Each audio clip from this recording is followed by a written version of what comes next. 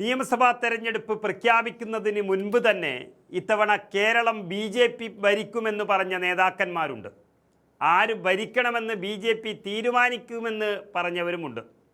നരേന്ദ്രമോദി തന്നെ കേരളത്തിൽ വന്ന് BJP ഭരിക്കും ഇനി ഈ സംസ്ഥാനമെന്ന് പറഞ്ഞതായിട്ടാണ് എൻ്റെ ഓർമ്മ. ഏതായാലും കേരളം വിധി എഴുതി കഴിഞ്ഞു. EVM-ൽ തട്ടിപ്പൊന്നും നടക്കില്ല എന്ന വിശ്വാസത്തിൽ ഇന്നത്തെ സാഹചര്യത്തിൽ വിലയിരുത്തിയാൽ ആ BJPയുടെ കാര്യം വലിയ കഷ്ടം തന്നെയാണ്.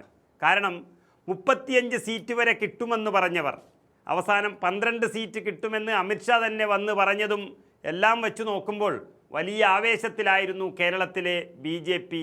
പക്ഷേ ഇന്നലെ കണക്ക് കൂട്ടിയപ്പോഴാണ് യാഥാർത്ഥ്യം പിടികിട്ടിയത്.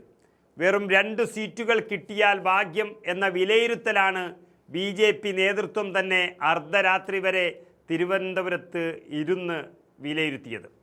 അതായത് നേമവും കഴക്കൂട്ടവും.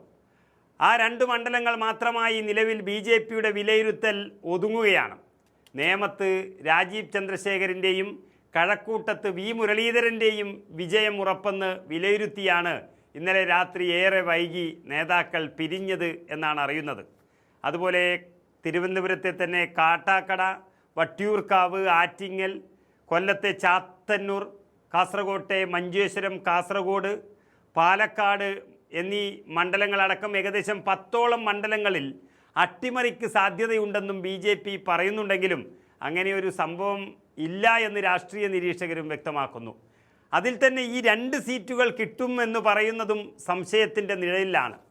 2 സീറ്റുകൾ കിട്ടില്ല എന്നും ഒരൊറ്റ സീറ്റ്, അതായത് കഴക്കൂട്ടം മാത്രം കിട്ടിയാൽ ഭാഗ്യമെന്നാണ് ഇപ്പോൾ പൊതുവെയുള്ള ഒരു വിലയിരുത്തൽ. അതിന് കാരണമുണ്ട്. നേമത്ത് BJPയുടെ അധ്യക്ഷൻ രാജീവ് ചന്ദ്രശേഖർ ജയിക്കണമെന്ന് കേരളത്തിലെ BJPക്ക് തന്നെ ഇപ്പോൾ അഭിപ്രായമില്ല.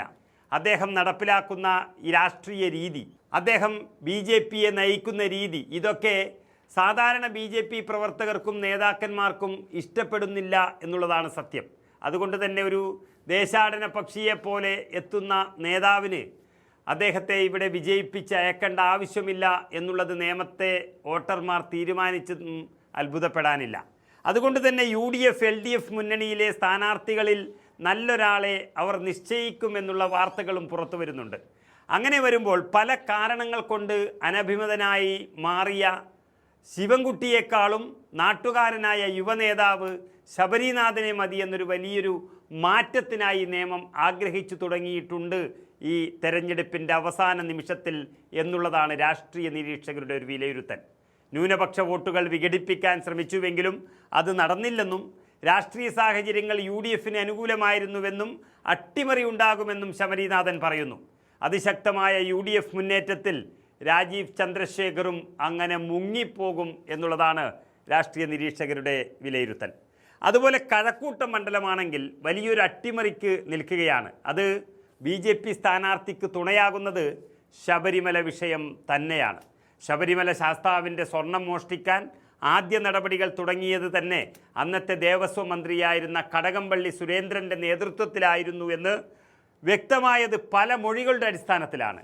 അതോടെ തന്നെ അദ്ദേഹത്തെ തോൽപ്പിക്കാൻ ജനങ്ങൾ കാത്തു നിൽക്കുകയാണ് മണ്ഡലത്തിൽ അദ്ദേഹത്തെക്കുറിച്ച് പല അഭിപ്രായങ്ങളും ഉയർന്നു വരുന്നത് നമ്മൾ കേട്ടു. അതുകൊണ്ട് തന്നെ കഴക്കൂട്ടം മണ്ഡലത്തിലെ 2ാം സ്ഥാനത്തെത്താറുള്ള പാർട്ടിയുടെ സ്ഥാനാർത്ഥി എന്നുള്ള നിലയിൽ BJPയുടെ V മുരളീധരന് സാധ്യത കൽപ്പിക്കുകയാണ്. അതിനപ്പുറം ഒരു ജയം BJPക്ക് കിട്ടില്ല എന്നാണ് വ്യക്തമാകുന്നത്. അതിനു പുറമെ വലിയ ആത്മവിശ്വാസത്തിലുണ്ടായിരുന്ന പാലക്കാട് മണ്ഡലത്തിൽ പണം നൽകി വോട്ട് പിടിച്ചതും UDF സ്ഥാനാർത്ഥിയെ വഴിയിൽ ആക്രമിച്ചതുമെല്ലാം നോക്കുമ്പോൾ ശോഭാ സുരേന്ദ്രൻ്റെ എല്ലാ പ്രതീക്ഷകളും അവിടെ അവസാന നിമിഷം നഷ്ടപ്പെട്ടിരിക്കുകയാണ്. രമേശ് പിഷാരടിയുടെ ഭൂരിപക്ഷം മാത്രം അറിഞ്ഞാൽ മതി.